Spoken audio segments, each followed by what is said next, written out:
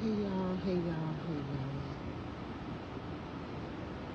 I hope you guys can hear me.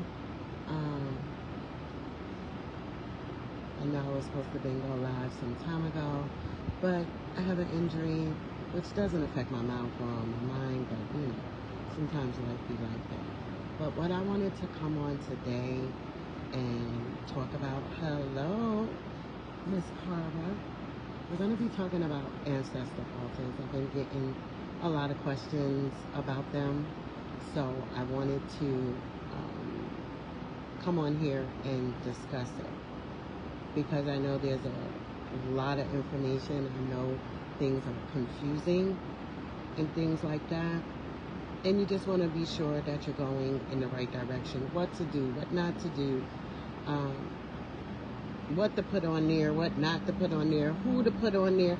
How do you know this ancestor is, is for your greatest, most highest good? There's a lot of stuff that can be absolutely confusing. So I wanted to come on here and just make this live or do this recording about ancestor altars and the do's and the don't, if you will. I am one that do not believe that there's a huge don't when it comes to hoodoo, because hoodoo, again, is bloodline, it's generational, so it's what feels good inside your gut, right? But there is some strong don'ts, right? So let's start with the basic. What is an ancestor altar? Also, I might end up leaving out here because it's hot, and so I might end up in the dark as well, but don't mind me. Most of the time y'all don't see my face anyway because I'm always using my hands and showing you something, but this is a conversation. So what is an ancestor altar? An ancestor altar is a place where you honor your past deceased ancestors that you know. Sometimes there are some that put people on there that they don't know because they do want to get to know them. So, again, confusion, right? But what I always tell people, those that mentor with me, is to keep it very simple. Everything's simple. Simple is best. Less is always more. More does not mean grand. More does not mean that you're guaranteed a this or that. Just keep that in mind. So that is the basics of an ancestor altar, is where you have a space, a sacred space, for those that have passed on, and you want to honor them, and you want to take care of them, keep their memory alive, keep their, their spirits and their energy alive. That is what an ancestor altar is for. An ancestor altar is never, another don't, never to be used as a working altar. Hey sister, it's never to be used as a working altar. You do not do any kind of work on an ancestor altar. I don't care what type of work it is, you do not do it. I don't care if it's self-love, I don't care if it's left-handed work, you do not use an ancestor altar for that, okay? So, another don't for an ancestor altar. You do not put anyone that is alive on an ancestor altar. So, if you have a picture of a deceased relative that you want to put on your altar, you have to make sure that they are the only ones that is in that picture. Or find a way to crop it to get the alive person out of that picture. It cannot be any alive people on your ancestor altar, okay? Those are the strong don'ts, right? Strong don'ts. You just don't do it. Now, what can you use for an ancestor altar? Anything. A table, a chair, your dresser. A lot of people believe that you should not have your ancestor altar inside of your bedroom where you sleep. I don't agree. Mine's is in my room, right? Mine's is in my room. Because I like it there. Because I love them and they love me. What are they going to do to me? Right? They're not going to do anything. So I don't believe in that. But if that's what your gut, your feelings tell you that you want to have it somewhere else, by all means do so. What consists of an ancestor altar? So, do you have to have all 4 elements on your ancestor altar? No. No, you do not. Do you have to have earth, wind, fire, and water? No. No, you do not. However, water is for communication. Fire is also for communication. Feeding your ancestors is a thing, right? So that is a thing. How long, one of the things about feeding your ancestors, how long should it stay on the altar? Until they tell you when. If you don't know when they're telling you when, then you need to be more in tune, right? So, we're going to be moving because I'm hot. And I don't want my legs sweating. Okay, so we're going to be moving.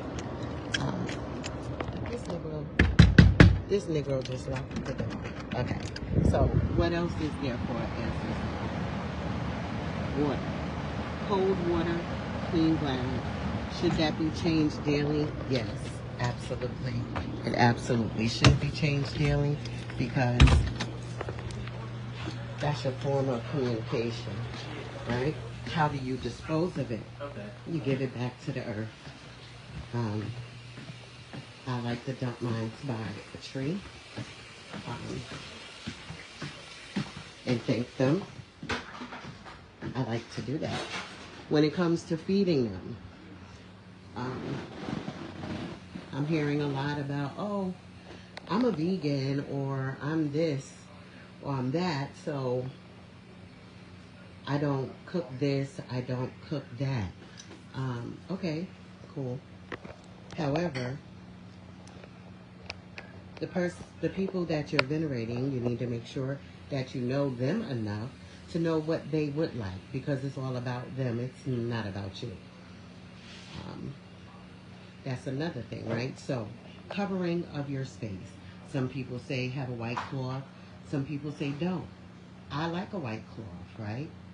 I do. However, a white cloth can get really, really messy, because if you are really in tune with your ancestor altar, what?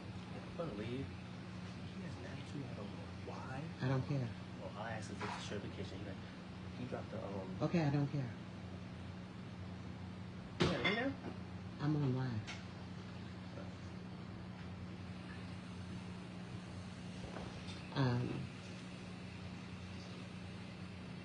Kids. So a white covering. However, a white covering can be really messy because if you are really active on your ancestor altar, the candles, the incense, the food, these can, cause it to get dirty very quickly. So again, go with what your gut tells you. Go with what your ancestors are telling you. Go with what feels best for you. Now, I'm going to tell you what I have on my ancestor altar. You can take the meat and potatoes and leave the rest, okay? So on my ancestor altar, I have pictures of those that have passed.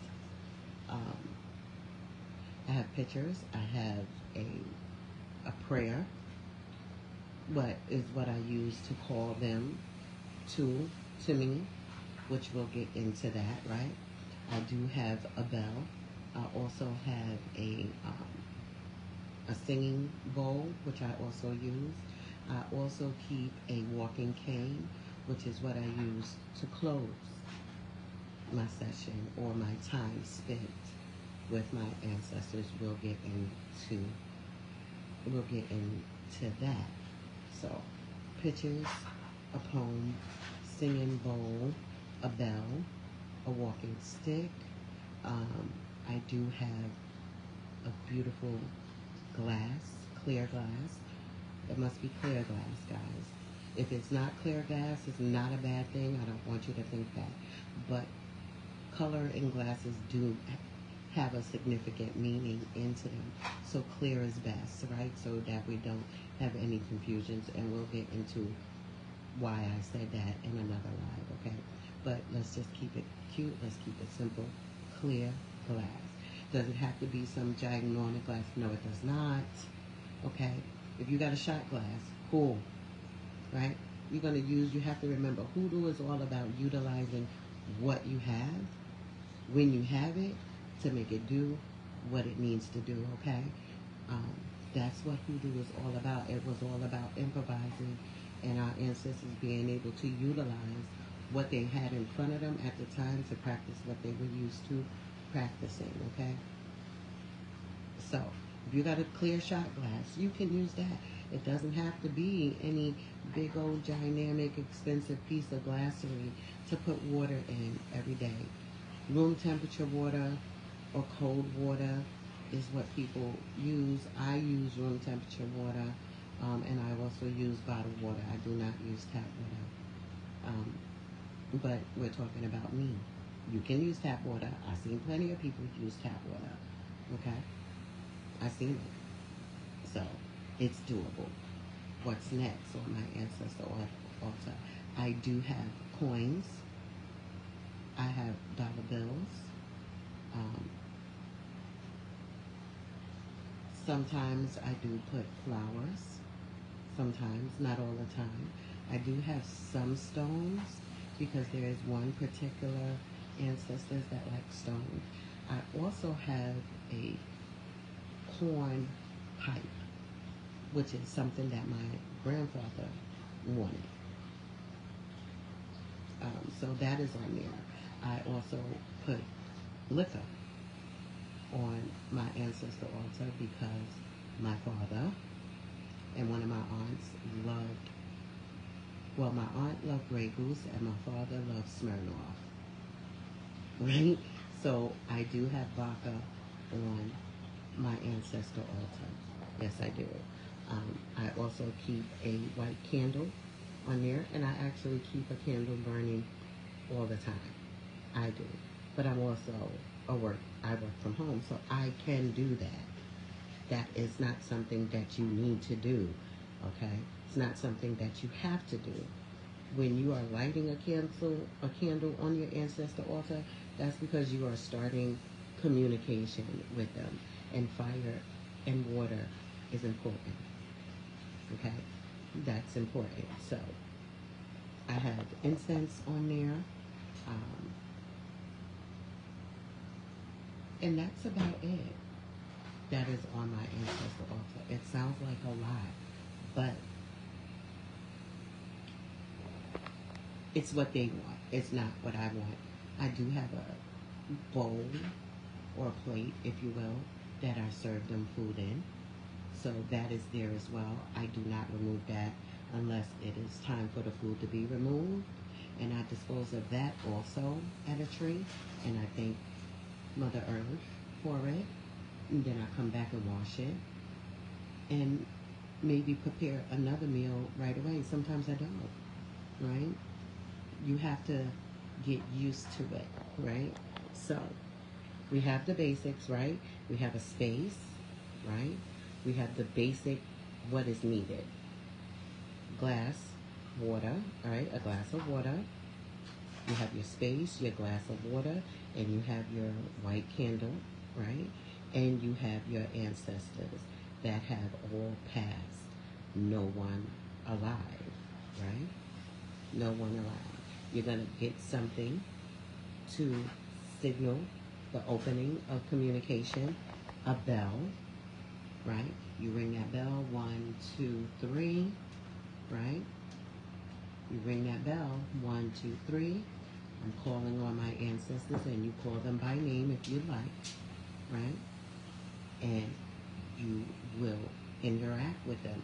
How you interact with them, whether you're going to sit and just listen, whether you're going to play some music and have a good time, whether you're going to, smoke a cigar, whatever it is that you're going to do to communicate, as long as you're listening and as long as you're feeling, you'll know what to do.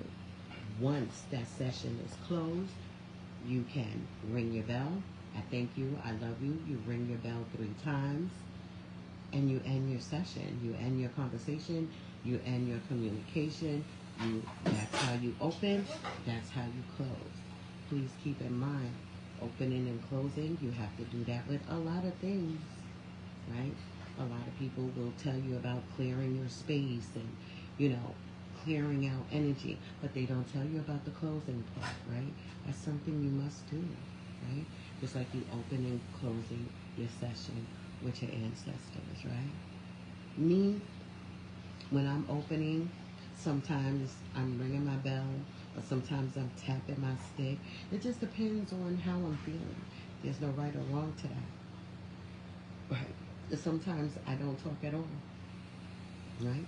Sometimes I just close my eyes and see who's here, to see who's coming, see and hear what they gotta say, right? Sometimes there's no communication. There's no verbal communication, right? It's all on an emotional and it's spiritual level. And then sometimes we just party, right? My grandmother, for instance, my mother's mother, for instance, her favorite song is, I don't know the name of it, but I want to thank you, Heavenly Father. When I'm going to my altar and I know that song pops up in my mind, I know that's her, and I know she got something to say, and every time she had something to say, she has hit every time. And so I'll sit there, and for her, she loves wine, right? But the wine that she likes, they no longer make. It's called Panay wine, right? The cigarettes that she used to smoke, they no longer sell. It's called Bel Air cigarettes. So I get a Newport and I get some Moscato and I put it on the altar and we chat. We have the conversation. Again, once you are into it and you are really,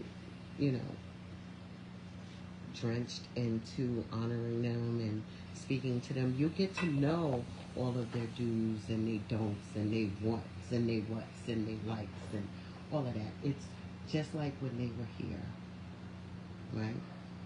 Another don't that I did not express, which I should have expressed all earlier. Anyone that has passed recently within a year, please do not put them on your altar, on your ancestor altar. They're not ready, right? They're not ready. Okay? They're not ready. You need to give them at least a year. At least. I say at least a year. Some people tell you to do it right away. If you are an empath, right? Or if you're able to mediumship like I can, certain things are very tragic and they are not ready. And nor should they be on that altar because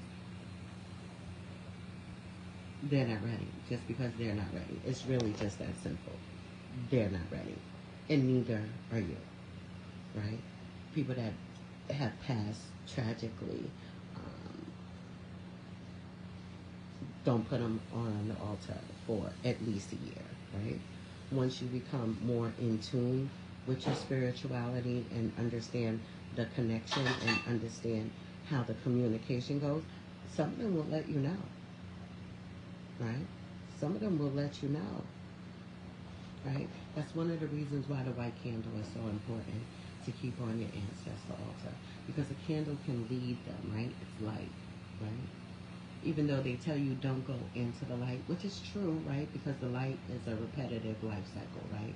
So, but lighting a candle for them on your altar is like keeping the door open, right? Keeping the porch light on. Or for some of us, keeping the light over the range, over the stove on. You know what I'm saying? So again, that's just a little bit of the basics. If there's anything or any questions that you feel like I missed or something you need to ask, feel free to post and let me know. And I'll definitely answer. But I wanted to get up here and just do this real quick. I didn't want it to be this long.